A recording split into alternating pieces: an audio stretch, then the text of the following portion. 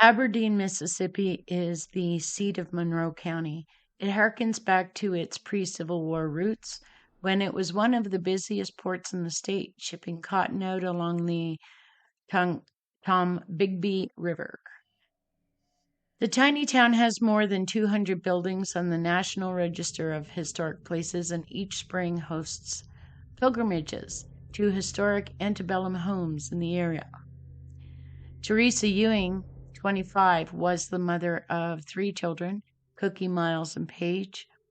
Her youngest was just 3 when Teresa disappeared from Aberdeen more than 11 years ago. On August 25, 2013, she left her mother's house.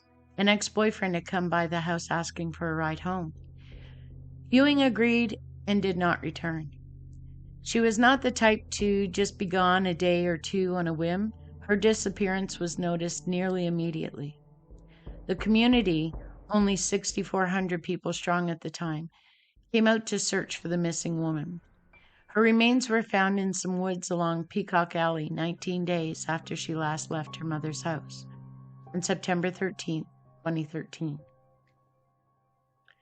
Unfortunately, her cause of death is unknown, but authorities believe that she died shortly after she was last seen.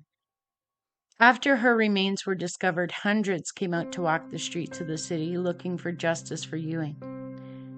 They would not let authorities forget for a moment that Teresa was important, loved, and missed. During the search, Brian Lyons, the ex-boyfriend, was held in custody for questioning. Lyons told them that he came across her vehicle with a flat tire and made no culpable admissions at the time. Lyons was released, though still a suspect, and police continued their investigation. Family and friends would continue to push for answers. In January 2014, the Mississippi Bureau of Investigation would step in to help with the case. After a long month passed without much visible movement in the case, and that was followed by another and another, tensions built between the local authorities and Teresa's friends and family. It was nearly 3 full years before they would indict a suspect in her murder. When they did, it was Lyons. The matter came around for trial finally in April 2021. A jury was selected, but then an issue arose and the judge declared a mistrial before the trial even began. The jury was sent home. Apparently, Lyons had not been communicating with his lawyer, making it impossible for him to be prepared for trial. He was taken into custody, the mistrial declared, and the trial adjourned. The Monroe Journal reported that this was the 16th order setting the trial in the case. He was only released on bond again once he began communicating with his new lawyers. Prosecutors would try again for a conviction at his second trial in March 2022. They would tell the jury that when police inspected Ewing's vehicle, the tire was slashed. Blood was found inside the vehicle, a mixture of blood from an unknown female, believed to be Teresa's blood, and Lyons' blood. Lyons took a bath in bleach after Ewing's death, but defense lawyers would tell the jury that he did that from time to time. It was normal for him. After only a day of evidence, the jury was sent out to deliberate in the evening. It is extraordinary to have a homicide trial last only 1 day. But just after 10 p.m., the jury would declare itself deadlocked, and the judge would declare a second mistrial in the case. Mistrials are not unusual when there is so little evidence that it can all be called in a day, and where there have been lengthy delays in getting to trial. Sadly, after a decade, it is not likely that the evidence will get better, and until then, Lyons is a free man. Prosecutors could restart the case again in the future, but that is unlikely without new and solid evidence. It is very likely at this point that justice will not be found for Ewing. But it is important, and her family really deserves justice and answers.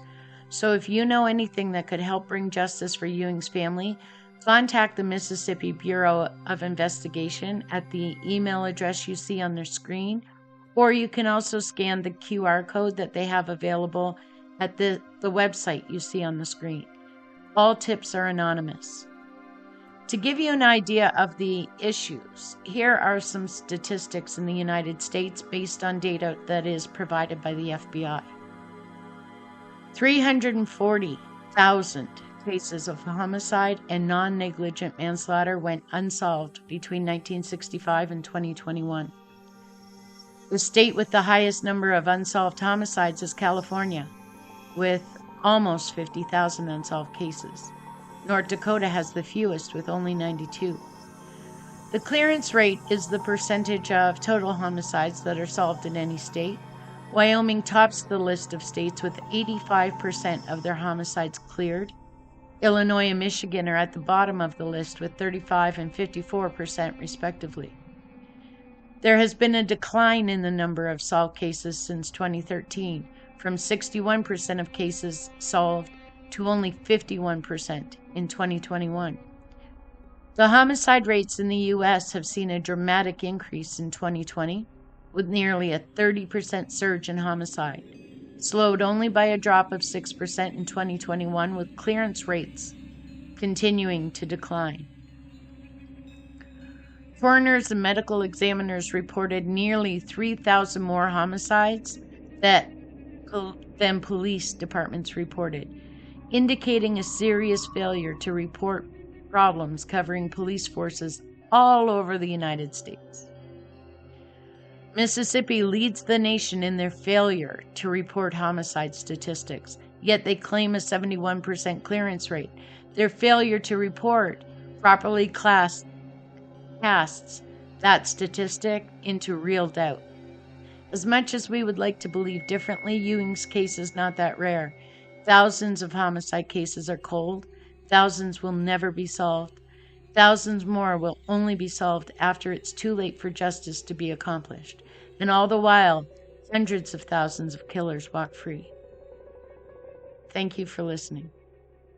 If you're enjoying these videos and you want to see more, please click the subscribe button and hit those notifications so that you don't miss any uploads. We appreciate you. Thanks.